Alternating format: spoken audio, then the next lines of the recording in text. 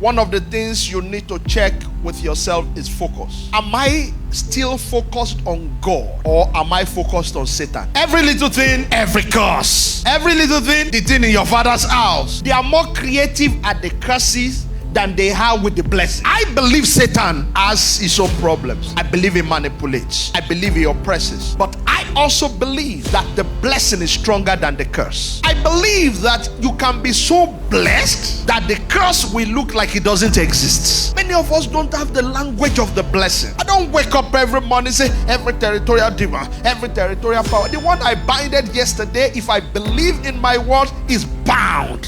Wherever Satan is given attention, his work increase. Sincerely speaking, sometimes in your life, sometimes, not every time. Sometimes the best way to attack him is to ignore him. Satan, I know you are there, but you know what I'm going to do? I ignore you. Focus on God.